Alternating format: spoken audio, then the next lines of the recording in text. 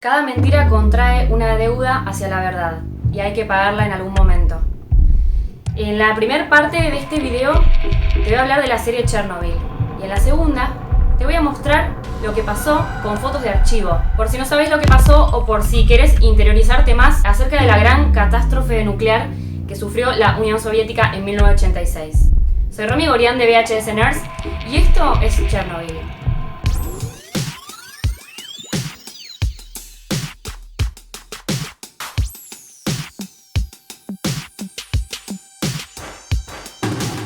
Esta serie no te va a dar un respiro. Prepárate porque hay dramatismo, terror, te va a dar bronca, te va a estremecer, te van a pasar un montón de cosas. En especial porque esto pasó de verdad. Aunque se tomaron algunas licencias artísticas, se considera que la serie Chernobyl es bastante fiel a lo sucedido en 1986, la explosión en la central nuclear. Ya desde el principio te enfrentás a un relato estremecedor, de un hombre que estuvo ahí en medio de todo y que te cuenta la verdad en unos cassettes que está grabando. A partir de esta introducción, la serie te lleva adentro del problema, con los técnicos de la central que no saben qué pasó, con un jefe de área muy estricto y profesional, pero que se niega a reconocer en principio que todo indica que explotó el núcleo. Los bomberos llegan para apagar el fuego sin saber que se enfrenta a una trampa potencialmente mortal, por solo haber estado en el lugar expuestos a la radiación. Esta es la crónica del accidente ocurrido en 1986, cuando la explosión dejó al descubierto el combustible atómico de la central nuclear de Chernobyl, produciendo una nube radioactiva, causando una ola de terror ante sus posibles consecuencias. Tengo que decirte que no es la típica serie de dramatización de los hechos históricos.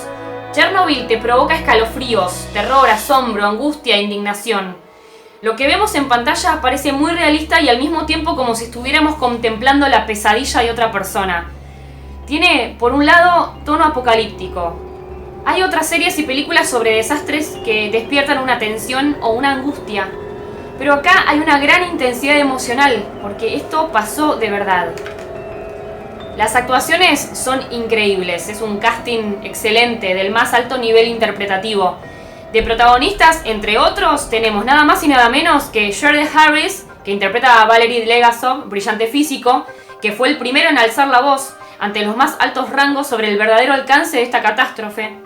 También tenemos a Stellan Skarsgård. En esta serie, él es el viceprimer ministro Boris Yervina, asignado para liderar las medidas de control de daño. También tenemos a Emily Watson, que será Ulana Chomiuk, física nuclear empeñada en resolver el misterio sobre todo lo que pasó. Aparte de estas grandiosas actuaciones, destaco la ambientación. Es impresionante cómo retratan a Rusia en los 80. Muchísima gente que se ha entrevistado dijo que se siente muy auténtico, impresionados porque esta serie occidental reprodujo con precisión el ambiente y el entorno de la época, tanto en lo físico, en lo social y lo político. La manera en que está contada es perfecta, en cuanto al tiempo, estética, y también quiero destacar algunas cuestiones que tienen que ver con lo cinematográfico, ya que la serie por un lado puede mostrarte una escena de cómo les va quedando el cuerpo a las personas al ser expuestas a la radiación, pero también vas a ver escenas como en donde los residentes de Pripyat corren hacia un puente para tener una mejor vista del incendio, sin darse cuenta de los peligros de la exposición a la radiación. Los niños juegan con el polvo radioactivo que cae del cielo como si fuera nieve, pero son partículas de lo que despidió el reactor. Es como un aire de muerte, y esas personas, sin saber que eso con lo que están en contacto es lo que los va a marcar de por vida, si es que sobreviven, todo eso captado en cámara lenta. Es estremecedor. Tiene una mezcla de estética vintage, algo de cine de terror apocalíptico, todo rodeado con una trama de política y conspiración. La serie te coloca en primera persona en el medio del desastre. Comenzás a experimentar miedo, desidia, intriga. Parece que estuviéramos viendo una película de ciencia ficción, pero luego caemos en que eso pasó de verdad y la sensación todavía es más fuerte. La serie culpa por un lado que el accidente se produjo durante una prueba de seguridad relacionada con errores y decisiones de los trabajadores de la planta, pero también a la excesiva burocracia y algunas personas del gobierno que minimizaban los hechos y querían guardar este desastre en secreto. Ahora voy a contarte lo que ocurrió en 1986 en Chernobyl y te voy a mostrar a los verdaderos protagonistas. El sábado 26 de abril de 1986, el reactor número 4 de la central nuclear Lenin, hoy norte de Ucrania, lanzó hacia el cielo una nube 500 veces mayor que el histórico hongo sobre Hiroshima. Esto explotó durante una prueba de seguridad nocturna que simulaba una falla eléctrica. Inmediatamente llegaron los bomberos a la zona, luego arrojaron arena y boro desde helicópteros, utilizando hasta vehículos lunares para despejar la cubierta. En la planta murieron 2 empleados y otros 29 en los 3 meses siguientes. El recuento oficial dice que 31 personas fallecieron en forma directa. Si bien es imposible conocer el número total de afectados por sus consecuencias, el rango varía desde los 4.000 a los 92.000, debido a que es demasiado difícil medir el rastro de radiación y su incidencia en las enfermedades asociadas. Sus cuerpos fueron sepultados en un enorme pozo en la tierra. Sus féretros, luego de cerrarlos, fueron depositados en otros sarcófagos, pero de plomo, y cerrados con soldadura en todo el contorno. Luego todo fue cubierto con toneladas de cemento, pero a diferencia de los sarcófagos egipcios que fueron abiertos y exhibidos, esto no puede ser abierto nunca más, porque algunos de los venenos que contaminaron los cuerpos pueden durar hasta 24.000 años. La onda expansiva afectó, a diferentes niveles, a las 600.000 personas que trabajaron en la descontaminación, a las 400.000 que vivían en las áreas más cercanas al colapso del reactor y a los 5 millones que vivían en pueblos y barrios de la zona alcanzada por las partículas del veneno. Las autoridades de la Unión Soviética ocultaron el espanto de la explosión del reactor 4 durante 18 días. Luego del desastre pasaron muchas cosas, como por ejemplo los pinos verdes de un área cercana al reactor se tornaron marrón dorado, rojizo, y murieron. Esto es conocido como el bosque rojo. Todos los países europeos afectados por la contaminación cumplen al día de hoy severos controles sobre la carne de animales de caza, lo mismo que sobre la flora. En su momento, los hombres de mayor nivel jerárquico mandaron a decir a las personas que fue un pequeño incidente, que nadie corre peligro, y se negaron a evacuar a tiempo poblaciones directamente contaminadas para evitar el pánico. Pero los habitantes del lugar, con el correr del tiempo, sufrieron las consecuencias de la radioactividad. Cáncer, bebés que morían a pocas horas de nacer, o que nacían con malformaciones, problemas oculares, entre muchas tantas consecuencias a corto y largo plazo para la salud. El reactor 4 de Chernobyl estuvo rodeado por un sarcófago protector, pero el tiempo, la radiación, el calor y la corrosión irradiada por los materiales ocultos lo degradó lentamente. Por eso en noviembre de 2016, a 30 años de esta tragedia, se inauguró un nuevo sarcófago seguro, de más de 30.000 toneladas de peso, calculado para durar 100 años. Hay viajes que se pueden realizar a Chernobyl, e incluso un sitio web para que los turistas puedan hacer una reserva. Esto es estrictamente regulado y se garantiza la seguridad de radiación absoluta para los turistas. Los isótopos radiactivos que aún se encuentran en la atmósfera son tolerables por periodos limitados de tiempo sin efectos adversos. Esto es lo que informa el Organismo Internacional de Energía Atómica. Voy a mostrarte a las personas reales tras estos personajes. Jared Harris es Valery Legasov. Fue el experto a cargo de entender y frenar este desastre. Fue quien convenció a las mayores autoridades de evacuar la ciudad, aunque el gobierno tardó 2 días en llevar esto a cabo. 2 años después del accidente, él se quitó la vida, víctima de una depresión que según su hija tenía su origen en Chernobyl. Stellan Skarsgård es Boris Yervina. Era el viceprimer ministro y el jefe de la Comisión Gubernamental sobre Chernobyl. Fue el encargado de supervisar la gestión de la catástrofe. A pesar de las advertencias de Legasov, que le indicaba que no estuviera tanto tiempo en el foco de la radiación, él decidió igualmente quedarse ahí para controlar las operaciones.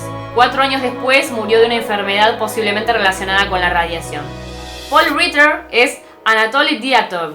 Era el ingeniero jefe adjunto de la planta. El accidente ocurrió bajo su supervisión, en una prueba de rutina. Fue condenado a 10 años de trabajos forzados. Murió en 1995 debido a una insuficiencia cardíaca potenciada por la radiación.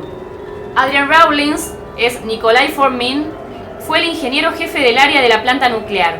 Según se sabe, él es el que mandó al jefe adjunto de operaciones a trepar hasta el techo de la unidad C y que mirara qué es lo que había pasado en el reactor 4. Él fue, sabiendo que podría morir envenenado, y cuando le dijo que el reactor estaba destruido, Forming no le creyó. Y así siguió mandando a más trabajadores a que echaran agua al reactor. sustituyendo algunos por otros que se encontraban enfermos, haciendo que aumentara la cifra de contaminados. El agua que los trabajadores echaban se filtró y arrastró escombros radioactivos, causando cortocircuitos en toda la central. Fue condenado a 10 años de trabajos forzados, pero terminó en un psiquiátrico debido a la demencia que tenía. Con O'Neill es Víctor Bryunikov. Era el director operativo de la planta nuclear. Fue el que pidió que se realizara la prueba aunque la planta no estaba en condiciones óptimas. Fue condenado a 10 años de trabajos forzados. Sam Troughton es Alexander Akimov. Fue el supervisor del grupo de trabajo de turno de noche. Y Robert Eames es Leonid Topunov, ingeniero responsable de la gestión del reactor. Ellos dos trabajaron en conjunto para abrir manualmente las válvulas que llevaban el agua al reactor de forma desesperada para frenar el accidente. Murieron debido a la radiación. Adam Nagaitis es Vasily Ignatenko. Era un bombero de 25 años que fue llamado en la noche del accidente. La exposición a la radiación lo mató. Su piel se quemó y se cubrió de ampollas, sus órganos colapsaron. Jessie Buckley interpreta a su mujer, Ludmila. Estaba embarazada en el momento del accidente. No le hizo caso a los consejos de los médicos y se mantuvo junto a su marido hasta el último momento. La radiación emitida por Vasily llegó al feto, una nena que murió a las pocas horas de nacer. Alexander Ferns es Andrei Glukov. Era el jefe de la mina de carbón de Tula. Los mineros tuvieron que excavar abajo del reactor para colocar enfriadores y evitar que el calor derritiera la tierra, y evitar también que la radiación se expandiera. Finalmente se había enfriado solo y fue un trabajo en vano. Ralph Ineson es Nikolai Tarakanov. Fue el jefe de los liquidadores, los encargados de limpiar la zona del accidente, en un radio de 30 kilómetros. David Densik es Mikhail Gorbachev, el último líder de la Unión Soviética, que tardó 18 días en emitir una declaración referente al accidente. Emily Watson es Ulana Komiuk. Este personaje no existió específicamente en la vida real, pero las científicas y científicos que ayudaron a frenar el desastre de Chernobyl sí existieron. Por eso es que este personaje fue creado, para representar a todas las personas que colaboraron para aportar datos y posibles soluciones y que dieron un paso al frente y arriesgaron mucho para luchar contra el sistema. No solo contra el sistema gubernamental, sino también contra el científico. Los bomberos, los voluntarios con equipos de buceo, los mineros que cavaron el túnel debajo del reactor y los liquidadores que estuvieron en el techo sacando partes completamente envenenadas también existieron. Todos sin la protección adecuada. Sufrieron las consecuencias de la radiación ya que no fueron prevenidos de la magnitud del desastre nuclear. La llamada zona de exclusión es el área afectada que incluye las regiones de Ucrania y Bielorrusia. Cubrió aproximadamente un radio de 30 kilómetros. Sin embargo, el área afectada por la lluvia radiactiva se extendió a 150.000 kilómetros cuadrados e incluye Bielorrusia, Rusia y Ucrania. Si bien Chernobyl todavía se considera una ciudad fantasma, se estima que 2.000 personas viven actualmente en hogares en áreas circundantes. En total hay 187 comunidades pequeñas en la zona de exclusión. Hay mucho más para contar acerca de lo que pasó, pero la verdad sería muy extenso el video. De todas maneras, si querés saber más, hay muchísimo material disponible. Los accidentes pasan, pero a veces son ayudados por el orgullo, el no reconocer errores, las malas elecciones, el abaratamiento de costos, la corrupción, el clientelismo, la incompetencia y la desidia. Esto es todo por ahora. Espero que te haya gustado la reseña y el informe. Si es así, ponele un pulgar arriba, suscríbete si no lo hiciste todavía y te veo en el próximo video.